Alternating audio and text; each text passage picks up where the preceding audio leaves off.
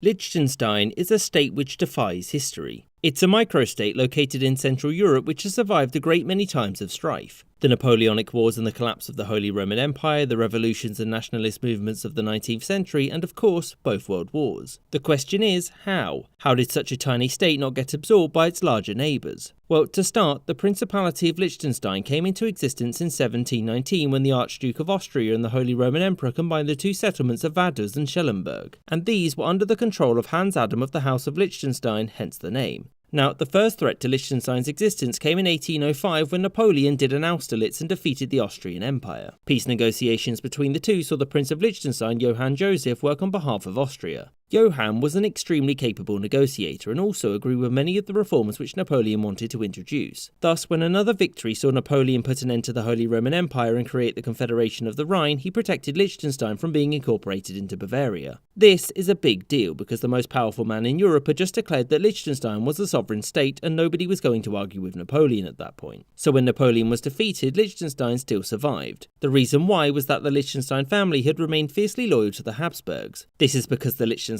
lived in Vienna and most of them never set foot in their principality. As such, during the Congress of Vienna, Liechtenstein was never really under threat because their close friends were leading it. The next struggle came from the unification of Germany. Now, Liechtenstein was a part of the German Confederation which had succeeded the Holy Roman Empire. However, it had maintained its fierce loyalty to Austria and had opposed Prussian attempts at hegemony. Naturally, when the two went to war over who would dominate the rest of the German-speaking world, Liechtenstein sided with Austria. On one condition, its troops weren't allowed to fight their fellow Germans and so were placed on the border with Italy, who had sided with Prussia. And once the dust was settled, Liechtenstein declared itself to be forever after permanently neutral. And Prussia made no effort to annex it into the new German Empire because it wasn't worth kicking up a fuss with Austria-Hungary over. After this, Liechtenstein remained close with Vienna and the Austrian krona became an official currency of the Principality. And when World War I rocked up, Liechtenstein was in a tight spot. It was permanently neutral, but also it was economically aligned with Austria-Hungary and so it was sanctioned by the Entente for being so. However, the war itself never reached Liechtenstein, and in the following peace treaty of Saint-Germain-en-Laye, in which they misspelled the country's name by the way, the Entente recognised its independence.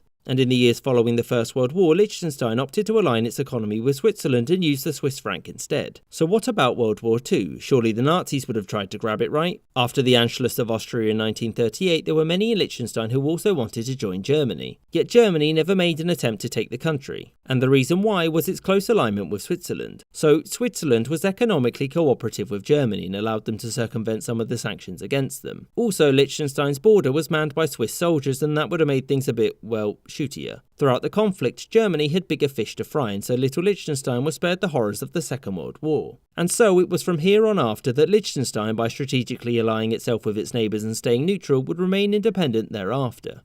I hope you enjoyed this episode and thank you for watching, with a special thanks to my Patreon supporters James Bizanet, Colin Castleman, Danny Maloney, Marvin Cassow, Rob Waterhouse, John B. Gaze, Mo, Aaron the White, Michael Reynolds, James Castaneda, Gustav Swan, Marcus Arsner, Jordan Longley, James Castaneda, Gustav Swan, Marcus Arsner, Jordan Longley, Gareth Turner, Mr. Show, Rashid Ali, Spinning Three Plates, Phil de Oink Oink, David Silverman, Izzy, Winston Kaywood, Maggie Paxkowski, Lexi Schwinn, Spencer Lightfoot, Kelly Moneymaker, Robert Wetzel, Sky Chappelle and Anthony Beckett.